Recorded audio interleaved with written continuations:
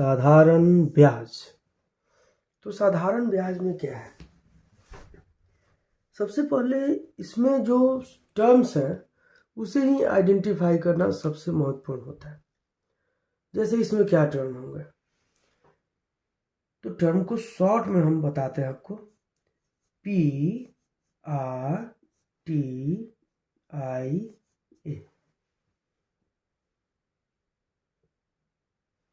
P का मतलब हो गया प्रिंसिपल यानी कि मूलधन, R स्टैंड फॉर रेट यानी कि दर, T समय के लिए, I का मतलब इंटरेस्ट यानी कि ये हो गया ब्याज, और A हो गया अमाउंट यानी कि जिसे हम मिश्र धन कहते हैं। मिश्र धन।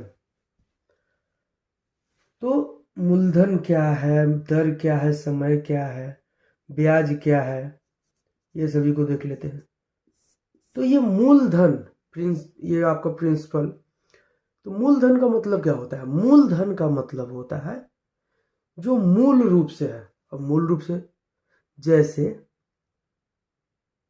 मैं राम से 5,000 रुपया ले रहा हूं, तो राम से 5,000 रुपया लेना ये घटना है।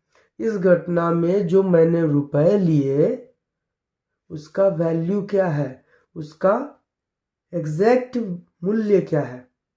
तो जो धन हमने किसी से लिया हो या किसी और ने किसी से लिया हो, यानी कि ये लिया गया धन।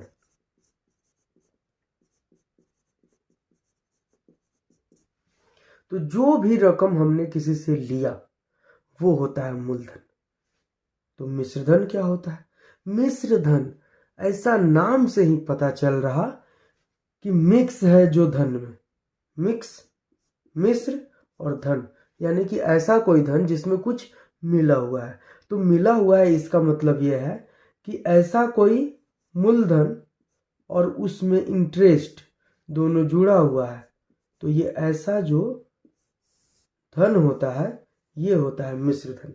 यानी कि मिश्रधन में, मिश्रधन जो है हमें प्राप्त होता है मूलधन में, यानी कि जो हमने मूल रकम किसी से लिया है और उससे कुछ और एक्स्ट्रा पैसा जो ब्याज है उसे लगा करके हम जो उसे वापस करते हैं वो होता है हमारा मिश्रधन।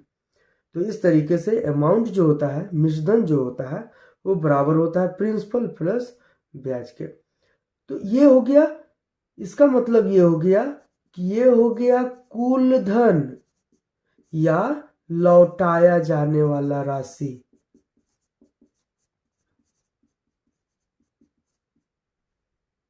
या लौटाया जाने वाला धन। तो जो धन हम किसी को लौटाएंगे,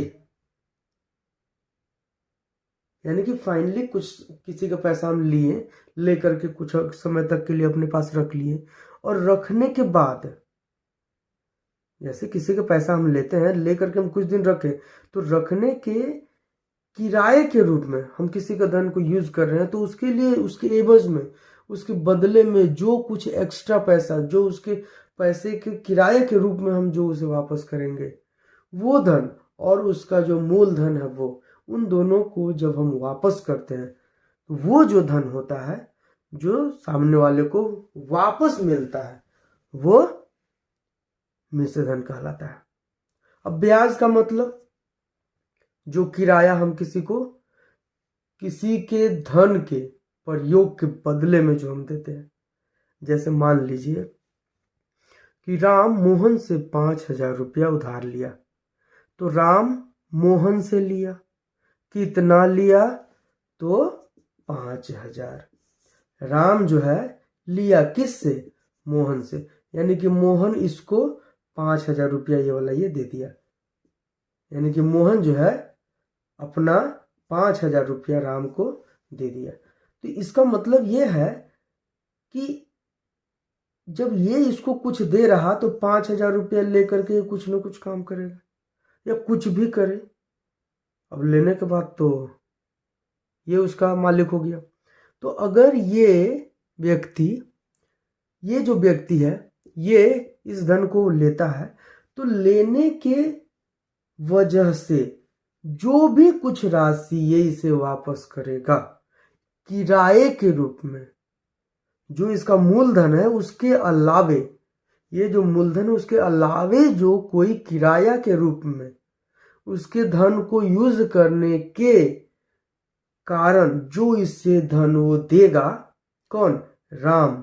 किसको? मोहन को। तो वो जो धन कहलाएगा वो ब्याज कहलाएगा। अब समय का और दर का बात करते हैं।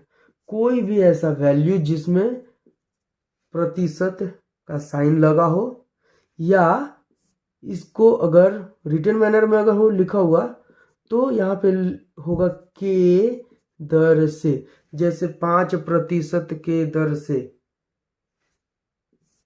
तो वो जो वैल्यू होता है वो उसका रेट होता है। और टाइम, ये तो बहुत आसान है, जैसे माह, वर्ष। तो जो भी न्यूमरल वर्ड है, जो भी कुछ संख्या के अंक वहां पे दिए हुए रहेंगे, जैसे 1 2 3 4 5, कुछ भी संख्या अगर यहाँ पर है तो इन सभी संख्याओं को जिसके साथ ये माह या वर्ष ये लगा हुआ हो वो सभी समय होता है। तो इस तरीके से आप क्वेश्चन को जब पढ़ेंगे तो क्वेश्चन को पढ़ने के बाद आपको यही पता चलेगा कि आपको करना क्या है। तो सबसे पहले आपको करना है कि आपको PRTIA ये सबसे पहला आपको लिखना है। अगर आप इसको लिख लेते हैं तो इसको लिखने के बाद आपको क्वेश्चन को पढ़ने के बाद इन सभी फैक्ट्स को ध्यान में रखना होगा। जिसमें प्रतिशत लिखा हुआ है इसका मतलब है कि वो आ रहा है। जो भी कुछ लिखा हो, जैसे ये इतने महीने तक, इतने वर्ष तक, यानी कि जो भी टाइम को रिप्रेजेंट करने वाला शब्द किसी संख्या के साथ लगा हुआ है या किसी शब्द के साथ लगा हुआ है तो हम उसे समय कहेंगे। इसके अलावे ब्याज और मूलधन की बात होती है। तो ये बेसिकली आपको दिया हुआ रहता है और इन दोनों को बेसिकली मतलब सामान्य तौर पर कैलकुलेट करने की बात होती है। अब ब्याज क्या होता है? तो ब्याज का मतलब अभी हमने बताया कि जो भी कुछ किसी के धन को हम यूज करने के कारण के बदले हम किसी को जो कुछ एक्स्ट्रा पैसा हम देते हैं, जो भी कुछ हम धन किसी को हम प्रोवाइड कराते हैं, देते हैं एक किराए के रूप में, वो धन ब्याज कहलाता है। और मिश्र धन, जो उसका मूल धन है उसमें उसका ब्याज को मिक्स कर दिए तो वो मिश्र धन हो गया। तो इस तरीके से PRTIA इन्हीं टर्म्स को सबसे पहले सर्च करने की आवश्यकता होती है। हम इन सभी टर्म्स को जैसे ही जान जाएंगे हमारा 50% वर्क हो जाता है। तो इस तरीके से आपको क्वेश्चन पढ़ने के साथ इन सभी टर्म्स को फाइंड आउट करने की आवश्यकता होती है। अब आपको ये नहीं सोचना है कि हमने तो पढ़ा नहीं, आप बस इस बात पर ध्यान रखेंगे PRTIA आपको लिखना है सबसे पहला काम।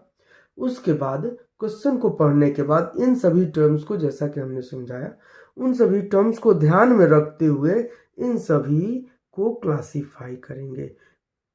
कभी कभी कुछ स्पेसिफिक केस जब होगा तब उसमें क्या होगा कि PRTIA आप लिख लेंगे,